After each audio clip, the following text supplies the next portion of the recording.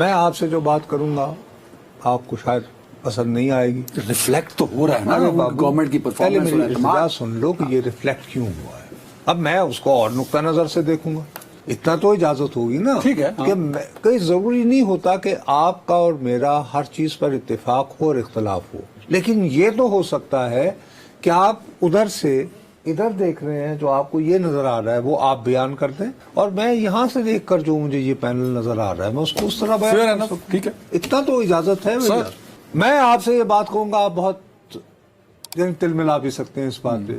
میں بضد ہوں کہ پی ٹی آئی نے یہ ضمنی الیکشن سنجیدگی سے لڑائی نہیں. سر دیکھیے, آپ مجھے بتائیے ان کے کون سے نامور رہنما. دیکھو ایک سمپل سی بات تھی, 8 فروری سے تحریک انصاف کا بیانیہ کیا ہے؟ تحریک انصاف کا بیانیہ یہ ہے کہ ہم نے 8 فروری کے دن 180 سیٹیں جیتی تھیں فارم 45 کے مطابق. یہ وہ کہتے ہیں, میں نہیں کہہ رہا ہوں, لیکن ان کا بیانیہ یہ کہہ رہا ہے.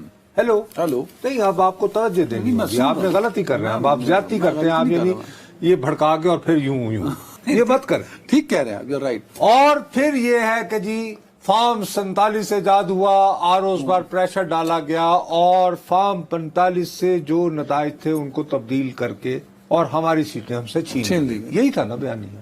اب ابھی تک ہے. چلے, اب پی ٹی آئی کی کیا ذمہ داری تھی آپ سب بھول جائیں. یہی پوائنٹ پروف کرنے کے لیے آپ صرف ایک سیٹ پر توجہ دیتے, وہ سیٹ جو مریم نواز صاحبہ نے قومی اسمبلی کی سیٹ لاہور سے بقول ان کے فارم 47 کے تحت جیتنے کے بعد خالی کی تھی. صحیح بات ہے نا. اب تو یہ ایک جماعت بھی نہیں رہی, ان کا اتحاد بھی بن گیا ہے. محمود خان اچکزئی صاحب ان کے وہ یعنی کہ جوائنٹ الائنس کے سربراہ ہو گئے ہیں, اس میں وہ بھی شامل آ گئے آپ کے اپنا مینگل صاحب.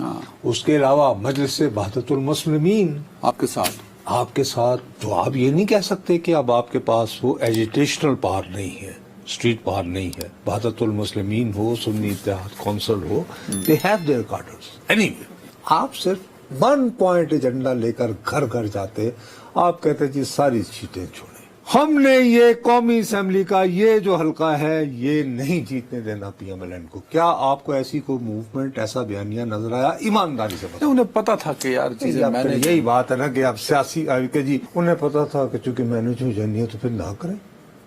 یہ نہیں ہوتا کبھی بابو, ایسے نہیں ہوتا. کہ جو آبزرور ہیں الیکشن کے انہوں نے اس پہ اعتراضات کو کل کے دن پہ اٹھائے. وہی بات ہے. مجھے ایک سیدھی سی بات ہے, میں تمام یہ جو ہوتے ہیں نا یہ جو اعتراضات نکالنے والے فافین شافین چھوڑا کرو, انہیں ہر کارپورنا پر بھی کرنا ہوتا ہے. یہ میں یعنی معافی چاہتا ہوں, یہ بہت ایک میں تو جی بنیادی آپ سمجھتے ہیں کہ پی ٹی آئی کو موقع تھا کہ وہ سر 100 لاہور شہر ہے یار, لاہور شہر میں میڈیا کا اس وقت مرکز ہے. کسی زمانے میں کراچی ہوتا تھا, اس وقت سب سے زیادہ چینلز کے ہیڈ کوارٹر لاہور میں ہیں سر. اور تمام میڈیا بک جائے بقول پی ٹی آئی کے, تو پی ٹی آئی کا اپنا سوشل میڈیا پر تو حاوی ہے یار یہ لوگ. یوٹیوبرز تمام کی اکثریت جو ہے وہ دل و جان سے پی ٹی آئی کا بیانیہ فروغ دے رہی ہے. آپ نے 2 یا 3 یوٹیوبرز کو جو ان کے ساتھ واقعتاً وابستہ ہیں. آپ کی بات ٹھیک ہے, آپ کی مان رہا ہوں میں, لیکن ٹرن آؤٹ بھی تو کم رہا ہے نا سر. اس کا مطلب ووٹر نکلا ہی نہیں باہر.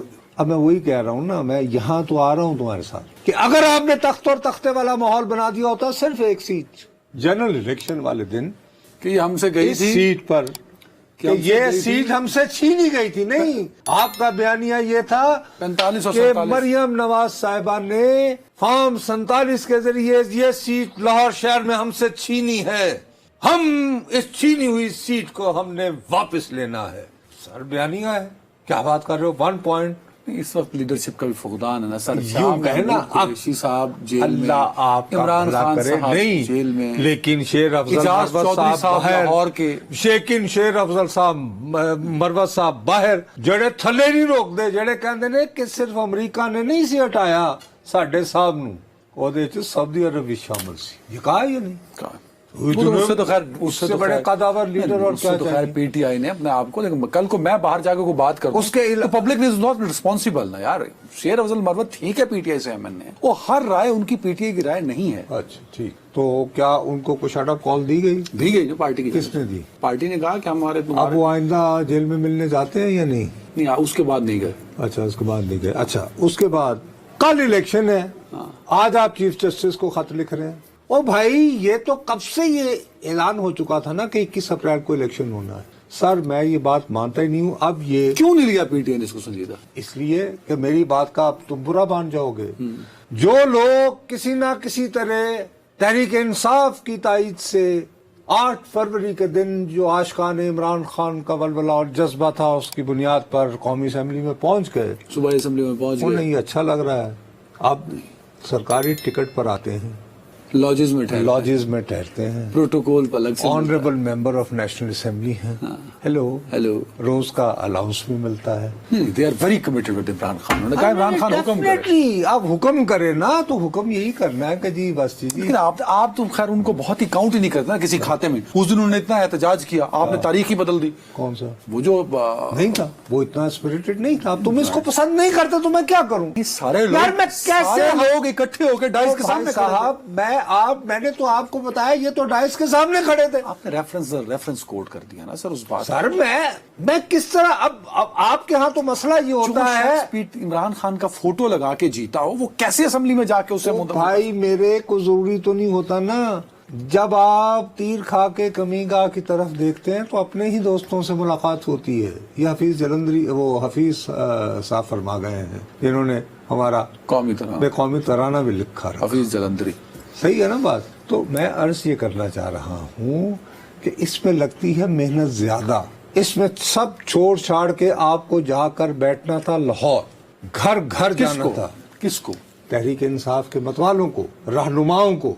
ये जो 92 अराकीन assembly is no joke Honey, no joke.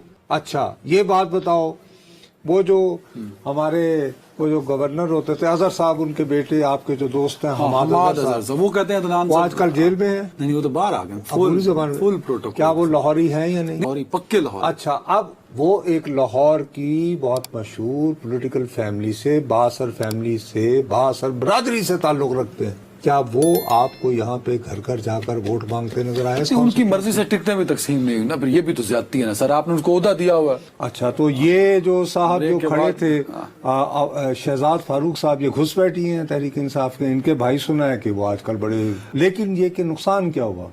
नहीं, एक मिनट से खत्म कर लेना। तो सिर्फ एक बात कि अगर इन्होंने मोमेंटम बनाया होता तो जनरल इलेक्शन में 38% 59 यानी मोटा मोटा 42%। हाँ ठीक है।